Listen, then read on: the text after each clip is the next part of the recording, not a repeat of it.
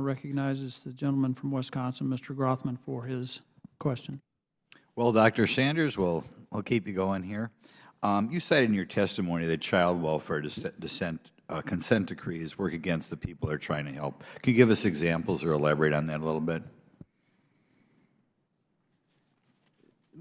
Over the last 15 years, there have been numerous developments in brain science and in research around predictive analytics, other efforts that have resulted in improvements in the ability of government agencies to protect children.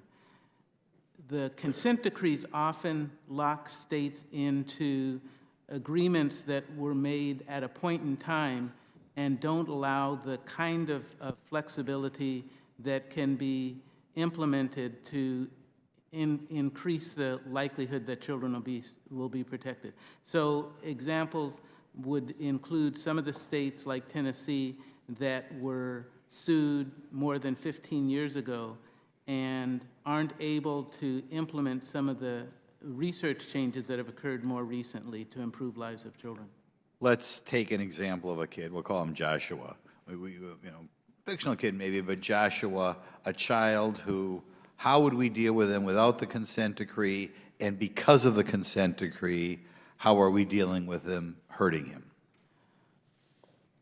I may take the liberty and suggest that part of the solution would be if there were an ability to modify the consent decrees more regularly based on changes in federal regulation, changes in state performance, et cetera. That doesn't happen as much as we think it should. So in Joshua's case, it's quite possible that Joshua, as a result of the consent decree, would be seen more frequently by a social worker. What might not happen is that Joshua's social worker would be better trained in trauma-informed practice, which is emerging as a way to keep children safe. And so the visits might occur, but the actual improvements in Joshua's performance and by the social worker may not occur. Can you give me an example of, say, in Joshua's case, this is what happens to him under the consent decree, and this is what we'd be able to do differently? So under the consent decree, we can assure that the state will send a social worker out to see Joshua. Under a consent decree, that would occur. What would not occur is that social worker may be trained in new techniques that would result in Joshua actually being safer. Okay. In New Jersey, in 2004, because of a consent decree, the state invested billions of dollars in its child welfare program, but they still haven't been able to exit their consent decree. In March of this year, the federal judge overseeing the case called New Jersey's program a national model. If the program is really so successful, according to the federal judge, why hasn't the state been able to exit from the consent decree?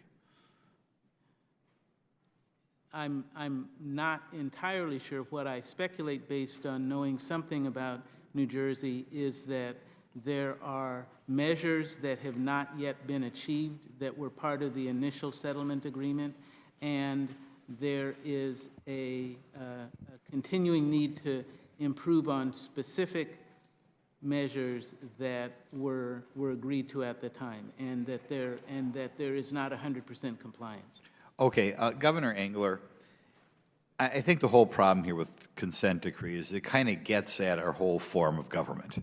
Okay, like it or not, every November and spring elections, people show up and vote for people who they want to have vote on our laws.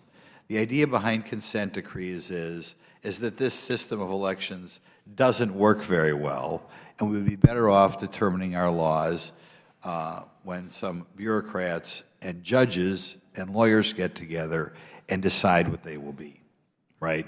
So it's kind of, the whole idea is opposed to kind of our whole form of government. But can you give us some examples of consent decrees that you think were damaging to Michigan in your term as governor? Sure.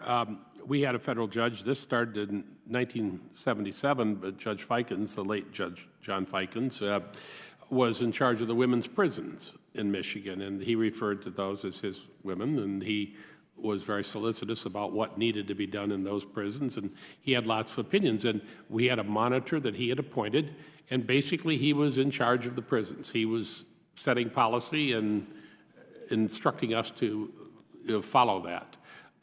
We had another judge who was dealing with prisoners who were dealing with mental illness, and in that case, when I became governor, we were being fined, I think $25,000 a day was the suggested fine for the state because of the previous administration failing to comply with the consent decree.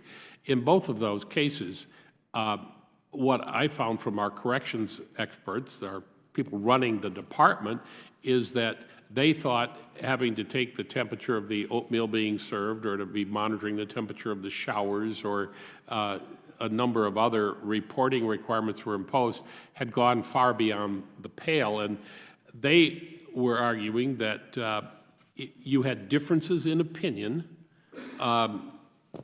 respecting different philosophies, I suppose, that of how we ought to run the system. And we even had at a point a requirement that we could only put one person in a cell, which we thought that's pretty limiting in terms of our prison capacity. The latest one, which I made the decision as governor not to enter into consent decrees. I said, look, we'll litigate these. My legal services actually are free. I've got the Attorney General to do that, so we'll fight these. And so we did not do that, but after I left, my successor entered into a consent decree, which now has run for several years. It's going to be $50 million a year is what they're saying. This one is Dwayne B. versus Granholm against the Human Services, and it was brought by a New York group called Children's Rights, Inc., a perfect example, activist, showing up and saying, this is how you ought to run it. We've already paid, I think, $6 million in attorney's fees for them. They're involved with the monitoring, and they're involved with the sort of day-to-day departmental operation. The state has been trying to modify that under Governor Snyder. They had a renegotiation of the consent decree. They end up with 211 goals that were part of the modified settlement agreement.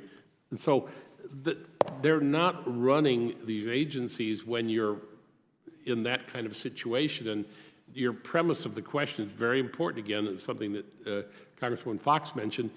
Who decides? And I think it ought to be the men and women who get elected. And if there's a deprivation of a constitutional right, that's not been a finding in this.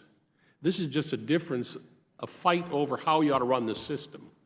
And I thought Dr. Sanders' testimony, one of the things he pointed out, sometimes you're mandated to spend a lot of money even on technology because that's what the masters in Washington or the agencies want.